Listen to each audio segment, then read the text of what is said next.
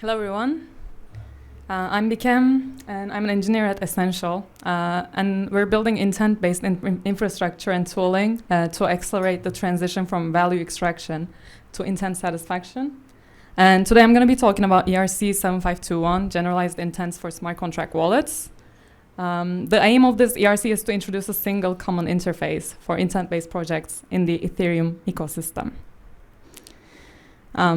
Now we'll go over some definitions, give an overview of the contracts in the ERC, look at the life cycle of an intent in the context of this ERC, and walk through an example scenario, and lastly, just introduce an alternative, more modular spec.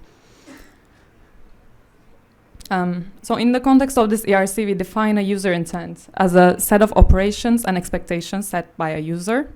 Similar to ERC-7327's user operations, intents in this ERC are signed messages that are gossiped around in an alternative mempool. We're going to come to the mempool later. This spec doesn't really specify the off-chain components in very much detail and is more on the on-chain side. So a user intent in this ERC consists of a standard ID, and we will dive into the standards shortly as well. The sender address, the nonce to prevent replay attacks, timestamp of when the intent was created, and the intent data and sender verified signature. The intent data is an array of segments that defines what the set of operations and expectations set by the user are. And now to define a solution is a combination of on-chain operations that satisfies one or more intents. So this is a comparison with the ERC-4337 flow. In the ERC-4337, account abstraction ERC, let's say, there is an alternative mempool for user ops, and bundlers pick up user ops from this alternative mempool and forwards them to the public mempool for the builder to pick up and the pass it to the validator to be included in the next block. And in this ERC, there is an alternative mempool for user intents. And there is an actor called the solver, which is like a searcher. And specialized solvers, we hope that there are specialized solvers that work on competing on solutions. And they compete with each other using Dutch auction or other auction mechanisms to include their solutions in the next block. So in this ERC, the solvers are akin to bundlers, and they also act as paymasters in the 4337. Now let's go over the contracts. So the first one is an intent standard. Intent standards define the behavior of intents. And each intent standard specifies the way to validate and execute an intent. Validation typically consists of formatting of an intent, and execution is performing the actual operations that an intent specifies. Next is the entry point contract. The entry point contract is responsible from keeping track of intent standards and handling intents. Keeping track of intent standards is important here because intent standards can be created permissionlessly and registered into the entry point contract permissionlessly. So the user opts into the standards, to different standards during the sign time of the intent. So smart contract accounts should trust the entry point, but not the individual intent standards. So this allows for seamless and permissionless upgrading and code expansion process as new use cases for intents come up. Yeah, so we can go through the life cycle of an intent now. So as I said earlier, the users submit intents to the intent mempool, which are then gossiped around. As the mempool can be spammed and nodes may keep intents to themselves, the mempool should be designed carefully, but the spec doesn't exactly define how intents should be managed off-chain. Rather, the aim of this ERC is to create an intent-based framework for smart contract wallets to integrate with. In any case, solvers pick up intents from the mempool and create solutions that consists of one or more intents that may also include their own intents that they use to satisfy the user's intents. And then they submit the solution to the entry point contract. So as you can see, the on-chain part starts when the solution is actually submitted to the entry point to be handled. And the entry point contract first validates the intent. Firstly, it validates the signature of all the intents that a solution includes with the smart contract accounts that support ERC-7900, so similar to 4337. And the one important thing to note here is that the user can plug in any signature scheme that they would like to use, and since the validation of that is on the account, they're flexible to use whatever scheme they like. Once the validation with the account is passed, the entry point then goes through the intents in the order that the solver specifies. If the solver hasn't specified an order, then there's a default ordering. And then once that formatting check, the second validation that mainly includes the formatting is done, the entry point contract passes off the logic to the respective intent standards that the intents specify. And the standard validates the formatting and also asks the account to execute the operations. So the smart contract account should be ready to execute operations that are requested by the intent standard. But as I said earlier, they don't have to trust each and every intent standard that the entry point may delegate. They just need to trust the entry point, and the user needs to opt into the standards during sign time rather than whitelisting each and every standard. Now let's walk through an example scenario. So in this scenario, a user wants to buy an NFT that only accepts payment in ETH, but they want to pay for the NFT using DAI. So they create an intent, which is the blue intent, that consists of two segments. And the first segment is it's releasing DAI to the next segment sender, which is going to be the solver once they insert their own intent. And they also record their current ETH balance. And then the solver includes in the solution their own intent that has just one segment that is the missing piece here that satisfies the user, that trades DAI for ETH and transfers the ETH to the user. And the second segment of the user intent is expecting more ETH and buying the NFT with ETH. So the order has the order is specified in the solution, so this is why this plays out this way.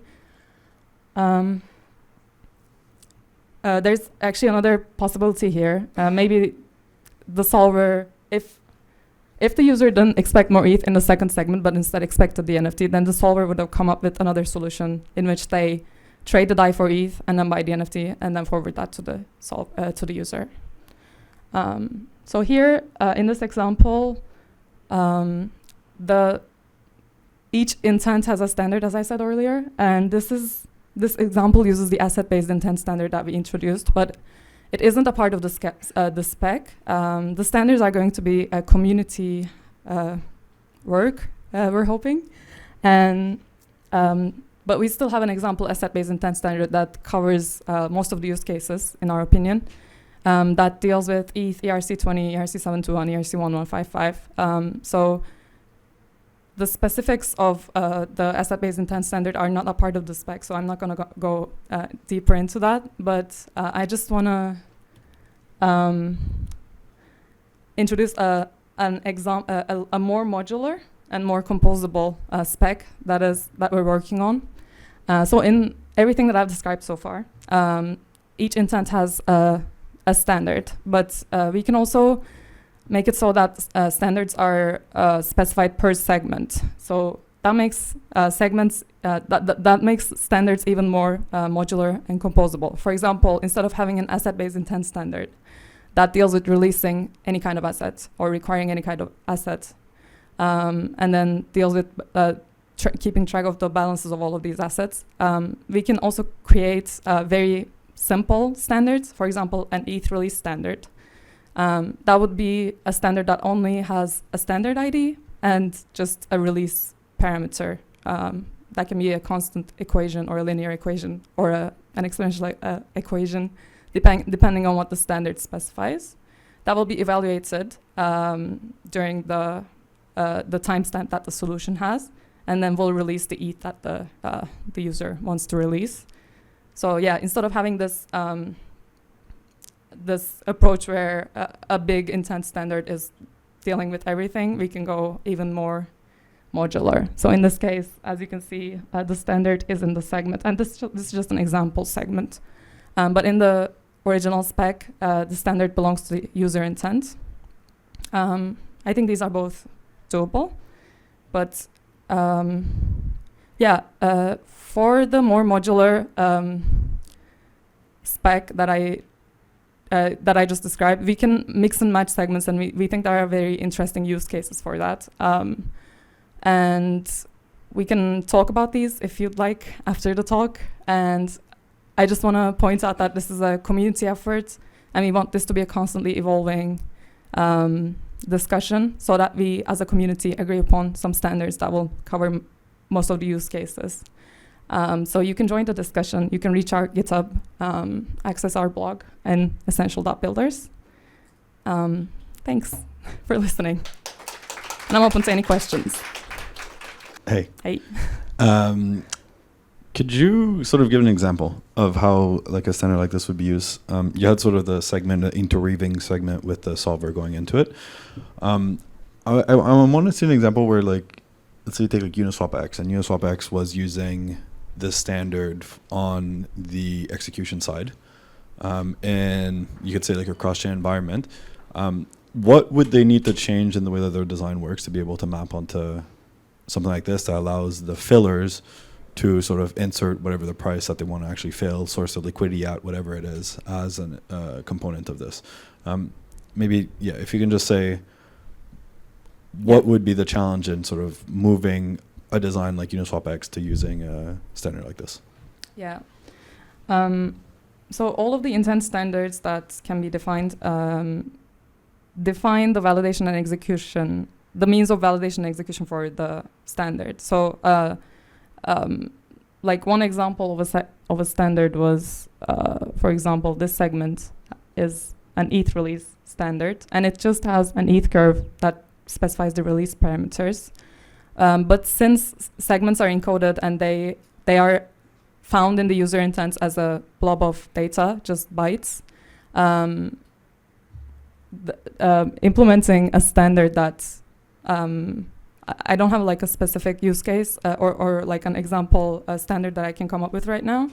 But basically you can just define your own standard that does what you want to do. But in my understanding, is your question about this like standard definition, or did I misunderstand you? The question is more about how would you apply sort of an existing user flow, which is sort of doing a cross-chain swap, expecting some specific price. Let's say you have a min out, right, as part of the swap request on the target chain.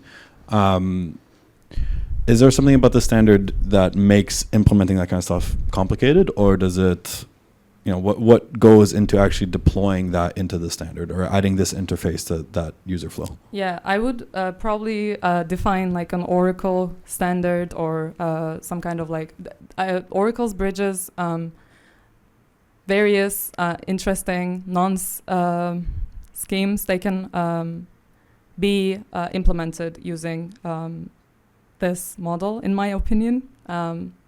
So I hope that answers your question. I would go for like an Oracle standard, and then I would have to dive into the details of that. So I don't have an example like Oracle implementation at the top of my head. Okay, thanks for listening.